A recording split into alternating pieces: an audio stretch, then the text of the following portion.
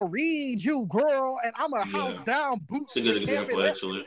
It's Yeah. not necessary. And if it's difficult for you, there's pen and paper, and you can write down what you want to say.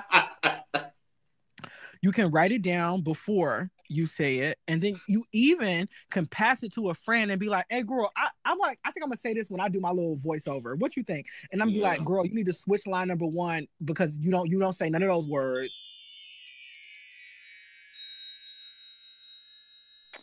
Hi, everybody. My name is the very Reverend Dr. Juanita Bind'Em.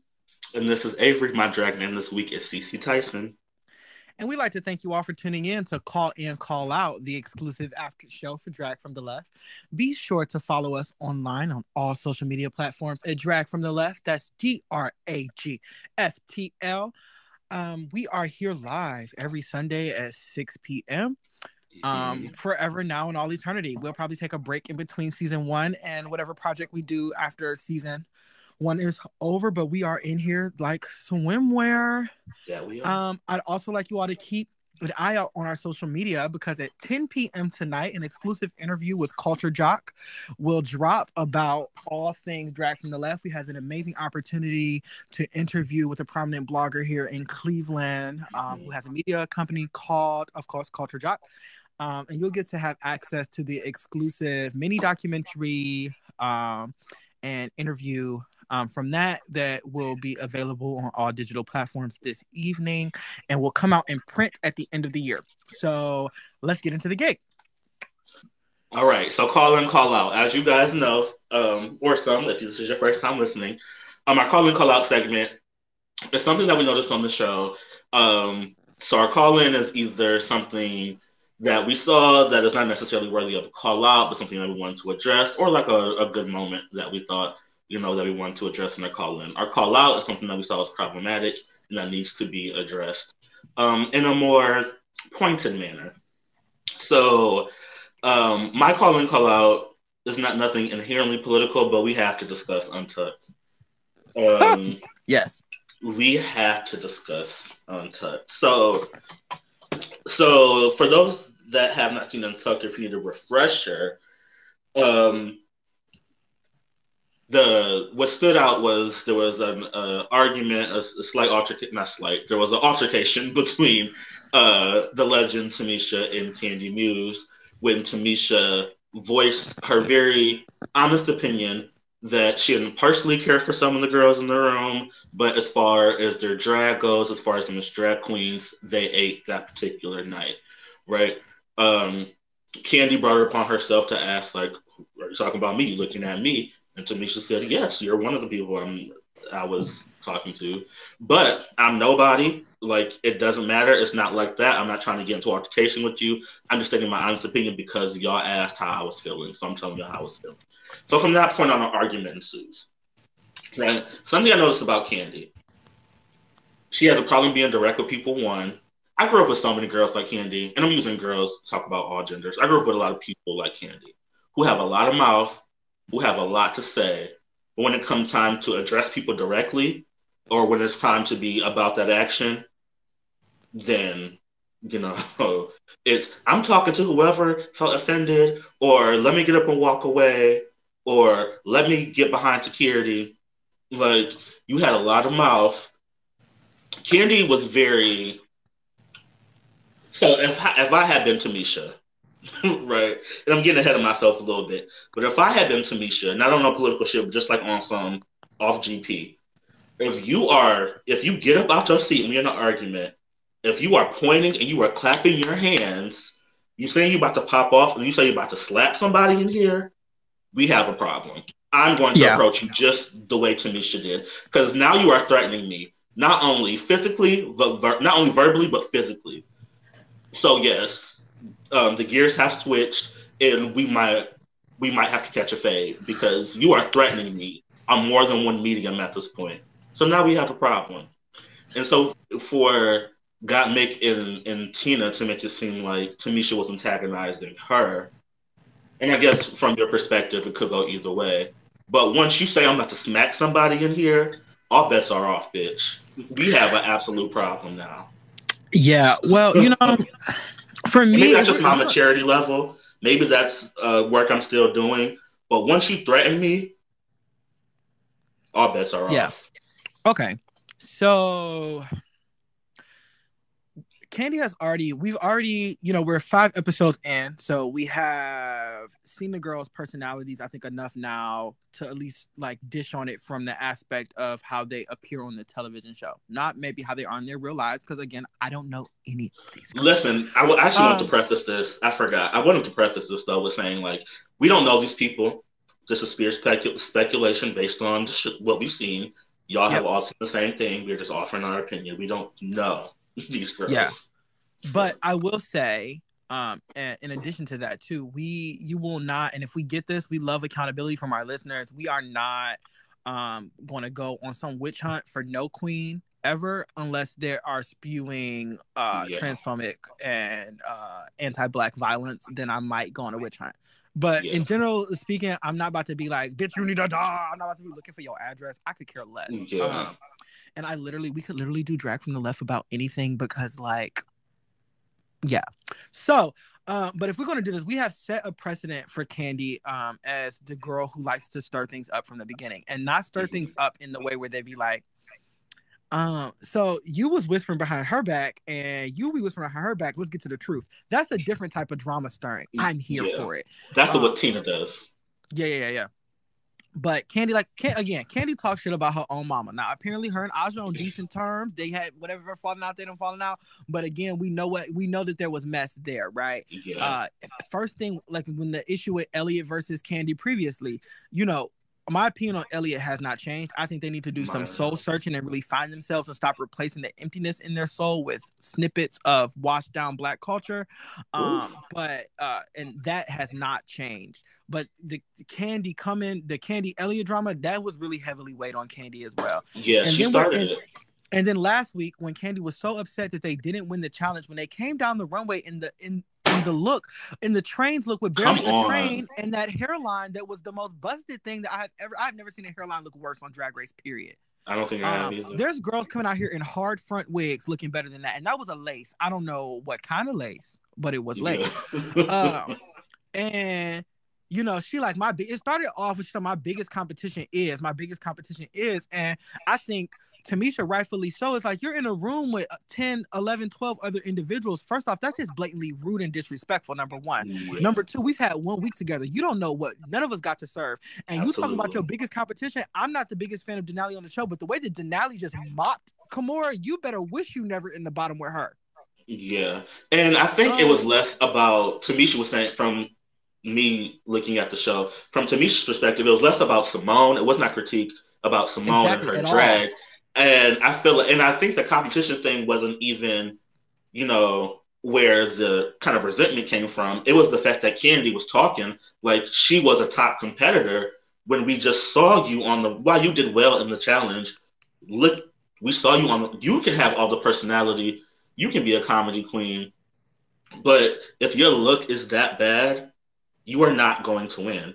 So the fact that you're saying like, this is my biggest competition, it translates is like Simone and I are the top 2 right now, and I'm about to beat her, and the rest of y'all and it's are so not delusional. factors here. That is so delusional because your performance has not served that, number one. But also, is it just me, or is a little bit feel like she like, well, my girl done won 2 of these, so it's also like that she is in and we will talk about this. I see a little bit of this in Simone too, which I found a little worrisome. We'll see how it develops as a personality throughout the thing. But sometimes I feel, again, what Kandi is doing, Kandi is creating her circle, her team of people. So it's like, if I lose, I lost to one of my girls. So I mean, we won. Is what I'm feeling. Because she's like, well, my girl won 2 challenges. Yeah, she won 2 challenges. To me, you didn't. So like, come on, girl. The only other person here that didn't win a challenge is Denali, who was in the bottom 2. So I don't understand why you are where you are. So look, they come back. They're in the Untucked. They're behind stage. They're doing what they do. Olivia actually started it in a very nice, kind-hearted way. It's like, look, we're safe, so let's give each other some critiques back here. I took that as, it's like, tell me what you thought my miss was on the runway, so that again we competing best against the best, doing what we do. And then Olivia chose to make it Kandi chose to make it personal from the beginning because her critique to Elliot was one that was unnecessary. You need to read the room. All while Kandi not reading the room. Boo, you were supposed to tell me that you need to do your. She could have clocked her on that wig. She could have did that. Yeah. But she's talking about. But then somebody would have clocked her on her wig. So Elliot did just as she should. She sat there. She's like, well, that's your opinion of me, and it's it is what it is. Okay, Right. And it's really even before that moment in Untucked, if we even go back to the beginning of this episode, the end of last week's and the beginning of this episode, she unprovoked said, "Oh, Ellie, I thought you should have been in the bottom." So why is it a problem when Tamisha comes in and she states her opinion? No one asked you if you agree with the tops or the bottoms. She did the same thing this week. As soon as because I watched Untucked twice. As soon as they sat on them, before she even sat down, she was like, "Okay, let's get into it. I don't agree with the tops and the bottoms." Kandi, you are clearly not in touch with reality the way the rest of us are. She's saying some of the best looks are safe. No, girl, the best looks are out there on the stage, about to be the tops. Like, the fact her and Denali were a little bit I don't want to say delusional, that's a strong word, but they didn't really have a really good grasp on how poorly they did. While Denali's third look was really good, her first one was bad. Her second one was just okay. Kandi, all three of your looks, well, the first one was good, but the second two were just kind of like, okay. But you believe you should be in the top? You believe you could have won? And I tweeted this earlier, the irony of saying that Elliot needs to be more self-aware, which I agree with. She does need to be a little bit more self-aware. She needs to be a lot more self-aware. But the irony of saying that she should be more self-aware when, Kandi, you are completely unaware of how poorly you're actually doing in this place in the competition right now. You think you're performing like a Simone or a Gottmik, but you're really performing like an Elliot. Like, you and Elliot are on pretty much on the same plane right now, and that's probably why you're coming for her so strongly, because you're projecting and you feel triggered by it. I don't know. I am not a therapist. I can't diagnose her, but she thinks she's performing way better than she actually is, and I think that's where the arrogant comment came from.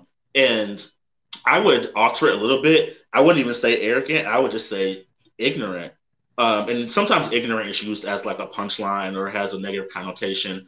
And I'm not saying it that way. I'm saying ignorant, and by the definition of you are literally do not know. Like, you are unaware of how poorly you're actually doing right now.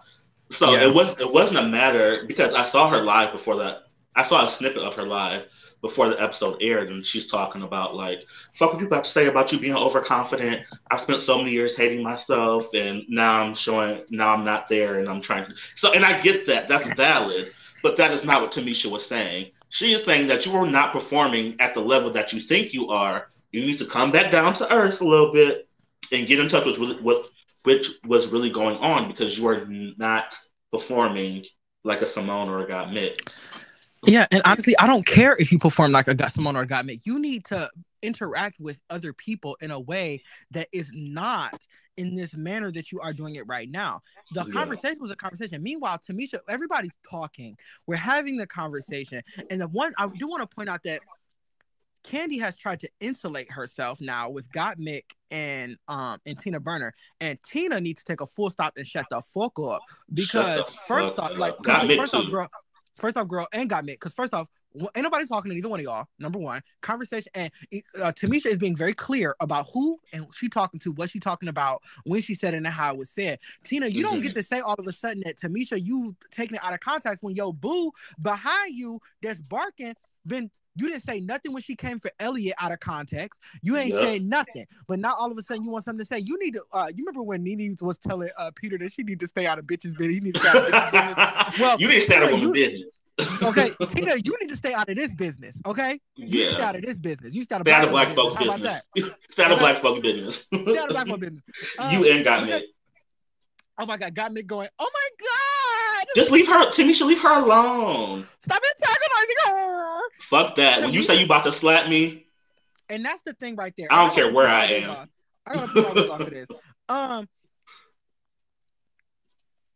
It's no way Kandi is so out of touch that she don't know that what she was giving off was the type of energy. I don't care. I don't know as for you in your house, but as for me in my house, every single thing, Avery, let somebody had an altercation like that had happened to one of us with another individual in a certain type of setting, that could easily escalate to now something having to go to another level. First off, we all know that clapping your hands to the rhythm of your conversation means that you are prepared. You are ready. Because I'm not going to clap if I'm not ready to clap. And you standing up. And you're standing up. And then you're not about to give me these hypothetical who you about to slap. Absolutely not. Because absolutely not. I'm about to be doing the little, I'm an owl. I'm a hoot owl because I'm about to be hoo, looking to the left and the right because I know. Who said it? Because I know you're not talking to me because who you about to slap? You can't be. It's just not. It's not. And then the fun thing about when people talk about what they about to slap, I'm like, okay, very well then. Then hit, on very New York, hit me, bitch, do it. Because don't think you about to slap me and then you're not about to get slapped. Don't think you about to, because I'm gonna tell you, you might sneak me. You very might well slap me, but know good and well that once you slap me, it's not even gonna be after. While you slapping me, I'm about to be dragging you. Okay? As soon as I see your hand go up, baby, be ready. I'm about to bulldoze, tackle you to the floor, and monkey pound your face, bitch. I am not. Absolutely not. Yeah. Absolutely not. And did you see the camera people? They was hustling. They're trying to get them angles. They was running with the camera. But I am very Tamisha. Tamisha was like, well, you know what then? She gave very "I like to see you do it" energy without "I like to see you do it" because she let Candy stand up for a little bit. She's like, "Well, I'm gonna get on my feet and I'm gonna follow you." And Candy was backpedaling. She was walking. I'm ready. Now all of a sudden, you ready to baby go? was pumping it out that door. Yeah, but you about to pop off and you want to slap somebody. But now the way I know Tamisha about that life, the way she walked up to her with her hands folded. Did you see her shoulders completely square? Right. One, you can tell she got kids. Two, you can tell she about that life. Like the way she walked up, I was like, "Oh, Tamisha's not a game. She has been here before."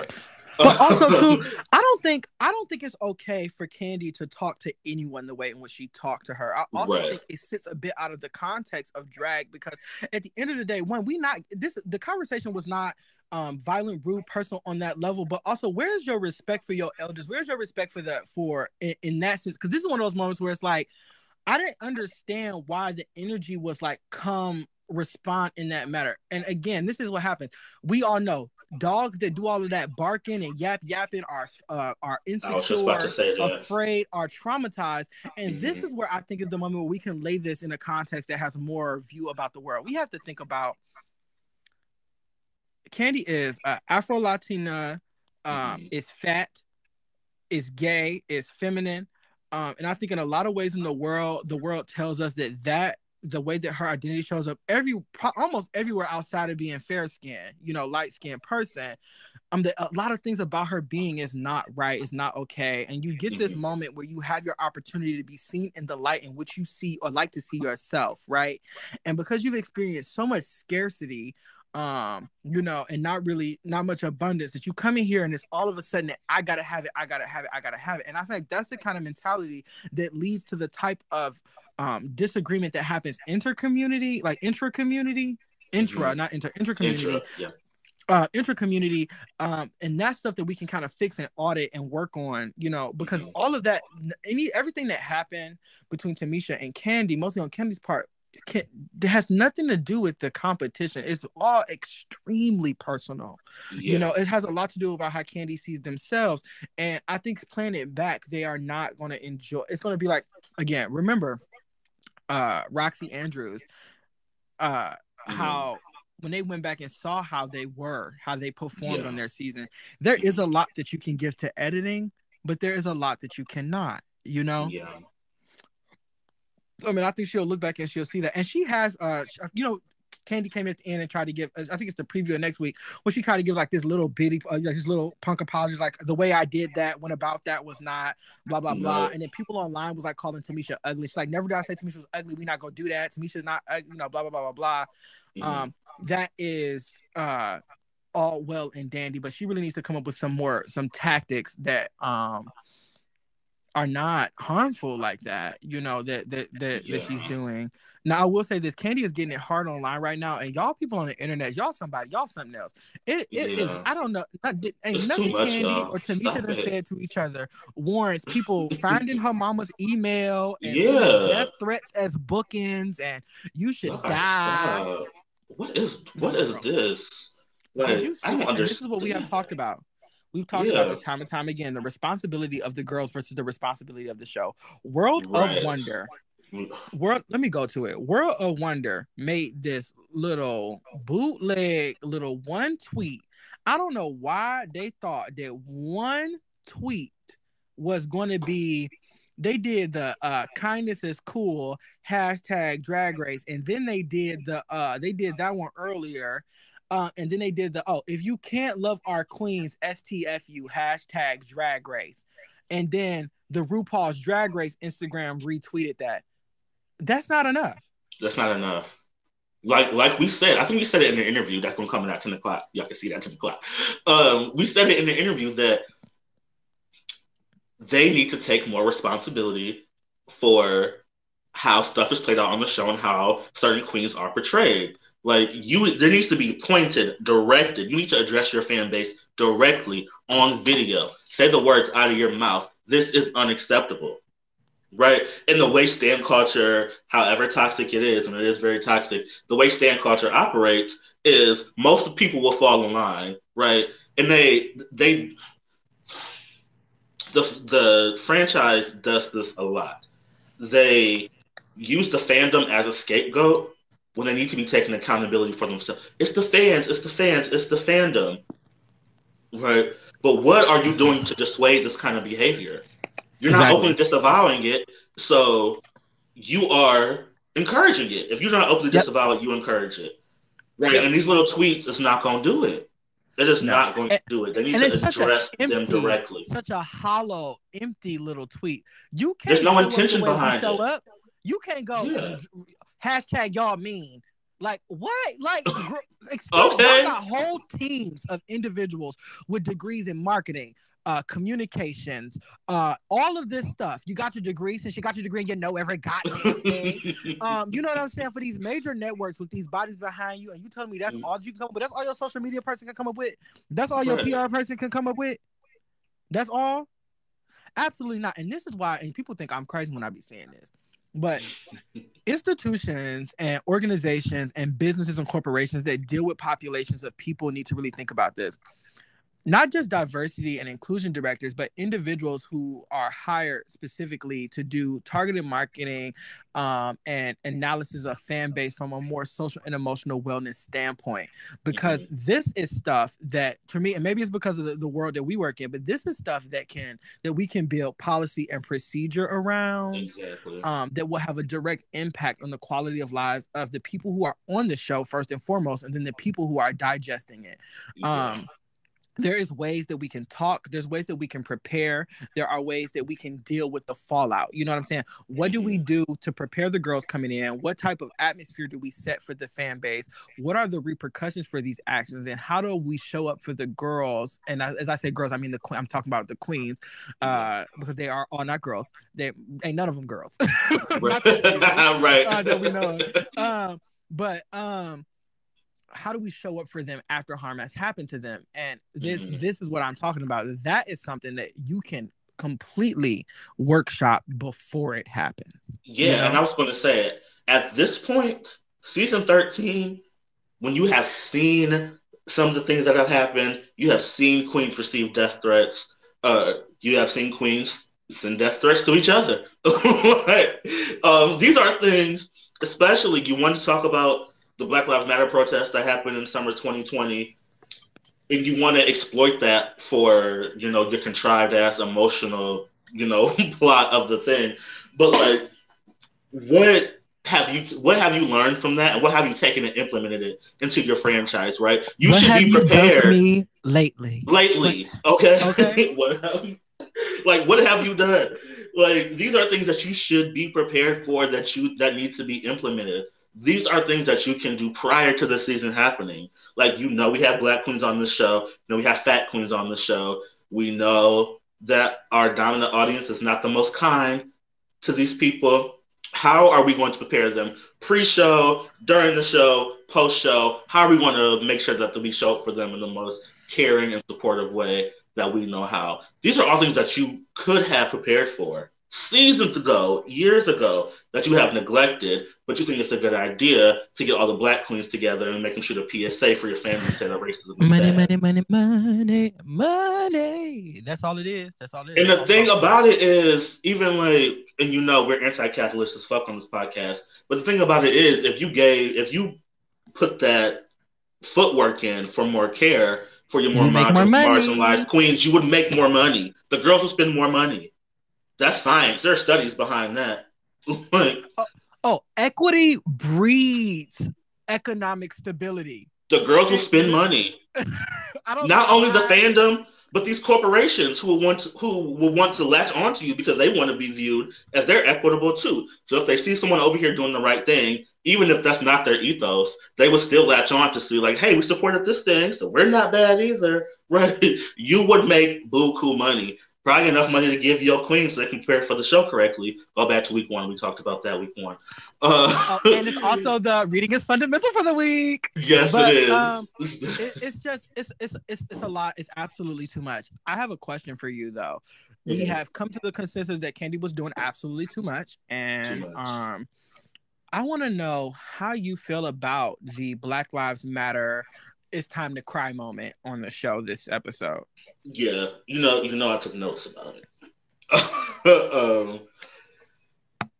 So this is another moment where two things can be true, right? I do think it was the contrived, forced, emotional piece of the show where you're supposed to cry, right? There's one of them every episode. This had to be the one. I think there's something um, particularly violent about exploiting summer 2020 and all the things that we had to go through, especially people who are on the ground, who got maced, who got beat, who got arrested, who had to endure, right? Who had to endure that and now has to deal with the trauma and the fallout of that. And then like the everyday lived experiences of black people who have to, Simone talked about it, like even seeing the video, you could not be in the street at all, but seeing that video on a loop repeatedly, that adds trauma to you to know that that could be you, your daddy, your uncle, your mama, like just purely based that you live in a racist, anti-black world, right? Yeah. I also think that I think that from a production standpoint, they feel like they had to, they were filming on the tail end of all this happening, so they feel like they had to address it, or they thought they would get dragged for it. And I do think it offered a moment for the queens to be really raw and vulnerable in that moment and just kind of share, again, their lived experiences as black people trying to navigate this anti-black world and country and what that's like for us. Lala Ree gave a really pointed confessional in which she talked about the Rashad Brooks situation. That's one that didn't get as much attention as it should have. And the fact that it happened so close to her home. But like that moment with Lala Ree in that confessional, it hit me because that is those tears, that emotion, that rage probably, we carry that around with us 24/7. That is something that we cannot shed ourselves up, but we still get up. We're still sickening. The face is still painted. The runway is still lit. The lip sync is still memorable. I'm giving you the experience while navigating and harboring all of this real ass trauma. And it takes one question, the right question, for all of that to spill out. And then we have to stuff it all back in and be ready to perform for you. That it's a lot, and it really hit me. Part of me was like, damn, I'm glad that this level of transparency and vulnerability is on our screen right now, but I also hate, because I understand capitalism, I understand exploitation, I hate that this moment is being exploited for the money, like so many other industries, like so many other people, so many other franchises have done. But still, every time it's just like a slap in the face. It just like kind of makes your balls itch. Like, damn, once again, here y'all are. Right, like here y'all are putting lemon juice on an open wound like it don't hurt already. Yeah, very that. Thank you so much for sharing that. And that I resonate with you in that sentiment. Listening to you say that and watching it happening on TV definitely evoked a very visceral response for me. Like I can physically feel it, like tension in my lower back and butterflies in my stomach, and my feet feel as though that I've been walking several miles. And it's and that's what it does. The trauma, the experience, the emotions cause a physical response to our bodies. My response to that moment is that it's not enough, and it cannot just happen in one episode and they think that's enough. That needs to happen. That the Nina Simone says it best, that artists have a duty to display the times, and that's paraphrased, not verbatim, but that we have a duty to show the times, and they cannot decontextualize the conditions of the world, specifically at a time when they're amplified due to this beautiful thing we have called technology and video and audio recording. They need to talk about it more than once. And this is where I'm talking about this show going in this direction for me. When I was talking about like these skits and these spoofs and stuff that they do are beautiful opportunities for brilliant writing that could literally give us legitimate hire us, Drag Race. Okay. We'll get you right, enjoy, baby. That we can give you legitimate commentary. We can give you legitimate like Family Guy likes to pretend like they're doing it. They're not. That's not it. Those shows are not, but like doing it for real, where we can really like lay comedy, use art, use theater as a vehicle to really make you understand what's going on in the world, but also allow you to enjoy it and have fun. They both can happen at the same time. Shout out to Tamisha for making sure that our Black trans individuals, specifically Black trans femme people, are being shouted out and paid attention to. They are, and Olivia for straight out saying it, that Black trans women, Black trans femmes, they are individuals who are at most harm underneath this white supremacist occupation in the United States of America. They are being violently targeted and attacked. And from every angle, including inside their own community, the majority of Black trans women who have lost their lives at the hand of other Black people are at cisgendered, heterosexual performing Black men. That is also repercussions of white supremacy. We will not decontextualize that. And that is something that needs to be spoken about. And, me, I like money. And money can make things go a long way. And, just like when that Sherry Pie, and I'm not going to not say her name. Her name is Sherry Pie. Joey something her name is. When they donate, every time she won a challenge, they donated $10,000 to Trevor Project, Noah Project, whatever the projects be. Where was the money donated after y'all milked this episode? For making all the crying and all the tears and all the niggas dying in the streets. Where the coin? What bail funds did you donate to? What Black trans women's crowdfund did you donate to? That's the kind of shit that we need to see, right? That's what we're talking about. When we're talking about how are you caring for your queens? How did you care for Lala Ree when she is completely broken down by a question that you asked her for an exploitative moment that you need for your show? How did you care for her after that? Yeah. Right. And you might have done something. What you did behind closed doors. I don't want to hear what you did behind closed doors. I was going to say that. You might have done something, but tell us what happened. Right. I remember, I think it was Minnesota Bail Fund over summer 2020. I remember I donated to them when the protests, when people were getting locked up down there. And it was the organization that was organizing the funds were crop of white people. So niggas online were like, where's this money going? Like, no one has been bailed out yet. Where is it at? And they gave very long, detailed, thorough explanation of what the money is being used for, where it's going, and what their plan is. That's the level of transparency we need from all of these organizations, from all of these corporations, from all these franchises. Hopefully we'll get to a place where we don't have like big corporations monopolizing all industries. But until then, you need to be very transparent, especially if you're using moments like this for your TV Transparency production, you need to breeds tell us. accountability.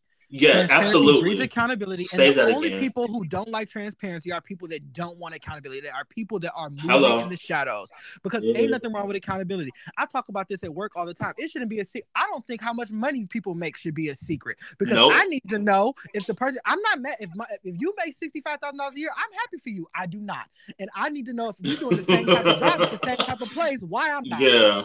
Absolutely. You know, that's not something we need to be talking about. That there should literally be a PA, a production assistant in the background on an iPhone, dropping money directly into people's Cash Apps, Venmos, PayPal. Yeah. These are the ones GoFundMe money, because this is a private corporation. This is not like a nonprofit who can only give money to other 501c3s and ABCDEFGs. You can give coin to whoever you want to give coin to. Whoever you want to.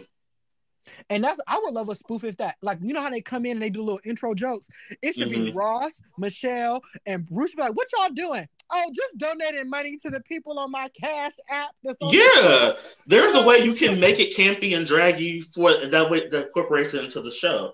And I ain't talking about $20. I'm talking about $250. No, significant funds. Yes. Okay. Copious amounts of money given I need to pay a bill. Bill. Very specific people, very specific organizations that are really doing the work. Don't donate to let me not, dictate where you can donate. Yeah, but let's be careful so we don't get in no trouble. Yeah. All I'm gonna say is that these organizations who have prime sources of funding, 501c3s in general, that are really being surveillanced by the federal government and what so have you. We really should be giving money to grassroots organizations and individuals who have difficulty accessing those sort of funds. Before I give my call out, we getting some new followers. Hey everybody, thank you for tuning in to Drag from the Left. Well, this is call out, the exclusive after show. We have two messages, so fingers crossed that no one calls us a nigger tonight. So I'm going to play these two messages, and after I play these two messages, I'm going to do my call out for the week. Message number 1. My question is, why would you expect the same media outlet that gives us love and hip hop to take an activist stance as a commercial entity? They are responsible for covering their asses when things happen and saying, we stand in solidarity with George Floyd, but they just do that because they have to. But I mean, how realistic is it actually? And what plan of action would you put in place for them to do? Thank you, Jerome, for your comment. I will say that there is not an expectation for them to, but I do think it is abundantly appropriate to take instances where we can to hold these type of institutions accountable. Right. The resources are not available because they're hoarded by these people, and they're the ones who need to let it go. So we need to press. We need to make them uncomfortable. We need to tell them directly what we want. And I don't think everybody's in the position because of issues like poverty, stigma, racism, and all of these other various isms and conditions of the world. They may not necessarily even have the language to describe what we're saying right now. So I think that Avery and I have a specific responsibility because we do have the privilege of being able to do that. Privilege works in a lot of different ways. And Avery has, master degree. I'm educated, all the different things. So we can do that. So I'm holding them accountable, telling them what I want. And I know they ain't doing it. And that's why I'm doing it. Now, I'm not about to hold my breath. Trust them, but yeah. Like, I'm not about to hold my breath. And I might tweet about it a couple times a week. That's a few seconds off my back, But I feel you. We should go into it assuming that it's not going to happen, or whatever. But we do know that doesn't mean the critique shouldn't be made, though. Exactly. And in recent times right now, we are seeing that this sort of pressing is resulting in some change, even though small. Right. So we do need to do that. And I told you what my plan is. Get the money up. Get the money up. I'm going to play the next one. Stop, guys. I'm so excited. I was like, boring, swiping through stereos. And I was like, Drag Race. I'm done. Guys, I'm done. I'm so excited for this conversation. First question. Team Candy or Team Tamisha? Oh, girl. We keep Tamisha over here. All day. All day. But we will say, if Tamisha was wrong in that situation, we would call that out. But she wasn't. So and the thing that Tamisha was wrong for this week, I did call her out on because that looks was not doing what I wanted them to do. And that's why she was where she was at. And Tamisha will go home because of what Tamisha does, or Tamisha will stay because of what Tamisha does, and we go talk about it. And guess what? We're gonna talk about Tamisha every episode, even if she get eliminated. Period. Right, because it's a Tamisha Stan podcast. Tamisha Stan program. Period. Tamisha Iman is coming for you. My call out this week, and we've talked about this before. We've talked about racialized language and phrases and words and identities that are co-opted, that are used incorrectly, that are appropriated by mainstream audiences. And when I say mainstream audiences, I'm primarily referring to white aesthetics that sit somewhere in the comfortable place of like the cis heteropatriarchy. Like gay people are not even separated from that, specifically white gay men. They're how different are they from straight white men? Very little, if any at all. Right. And we've talked about trade, right? And I had this conversation with somebody online, somebody that we both know in Cleveland, and they congratulations, they recently got engaged. And anyway, they used it on the computer, but no, because I didn't get permission to drop name. But we didn't have a good relationship, and we had a conversation, or whatever. They was like, "Oh, this is who I think trade. This is who I think trade." Blah blah blah. And I was like, "There's no one who has ever been trade." And their response is, "It's a part of the fun of the show." Blah blah blah. To pick who's cute and who's not. And I have to stand in that I do not agree with that. If we want to talk about who hot and who not, which is still kind of problematic. But you can also, it's not even about who hot, who not. You could just talk about who you like. Who's your crush of the season? Is that hard? Hashtag crush of the season. You know what I'm saying? Or whatever. There has never in the history of the show been trade. And also, there have been butch queens on the show, and none of them have ever been white. You cannot be a butch queen if you are white. Period. Yep. I was just going to say, I feel similarly about butch queen as I do DL and trade. Those are racialized terms for Black and brown people. White boys can't be butch queens. You can't be DL. You can't be trade. No. Sorry. Not even sorry. I'm not sorry. No. And somebody was saying, I was having this conversation, and I think I could talk about this. I was having this conversation with Benji when we left your house, and we were talking about like how just like what white people can have and what they can't, right? And it was like, one of my favorite songs by Kendrick Lamar come on, and it says the word that it shall not be said by me, right? I was like, yeah, nigga, right? And I was like, so do we supposed to like skip over it? Am I supposed to replace it with another funny word? Are we blah, blah, blah, blah? And I was just like, yeah, you just skip over it. The same way you would sing a clean edit on the radio. It's just not for, it's just not for you, right? And not that they thought it was for them at all. This is not that. That's not the type of person they are, or whatever. And I would talk about that openly on the show if we had those instances, because that's how you move past them, educate, move forward, whatever. But all that to say is just another example of like, no, it's not for you, and you don't need to have it. You could have. There's ways for you to describe your aesthetic, right? Without that language. And the same thing, Elliot did it again when coming down the runway with it's the same thing. I hate to use Laganja over and over again, but she's still performing that black scent. I am yes God, I am yes mama, I'm giving Bougetto, blah blah blah blah. You literally can describe your thing with every single other word. Rosé does it every time. Rosé describes their look, their intention behind it every single time without using racialized language, without borrowing. And I'm gonna read you, girl, and I'm gonna house down boots. It's a good example, actually.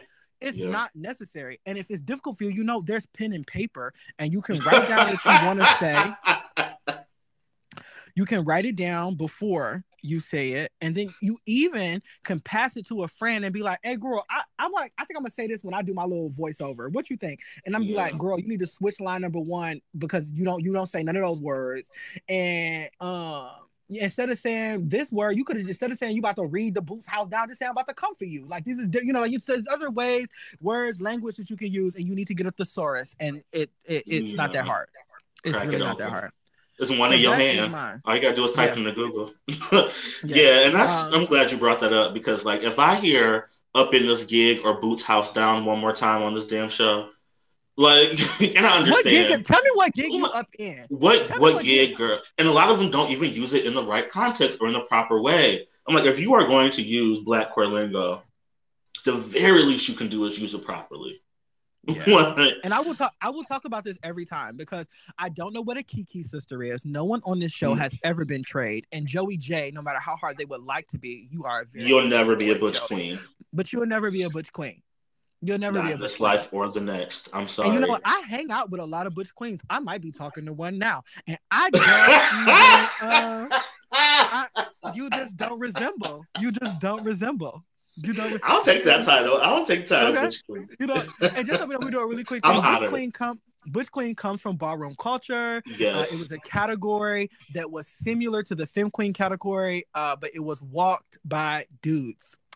Typically, you know, they boyish, but they got that cute little saucy, little soft, little feminine edge. They can give you handwork. Then you have Butch Queen Femme Vogue. You got Butch Queen Up in Drag. Like there are different variations of it, and if you knew your history, you would know that. If you did your history, you would know that, and that is absolutely legitimate. There's an amazing thread online right now by Noelle. Oh yes, I bookmarked that.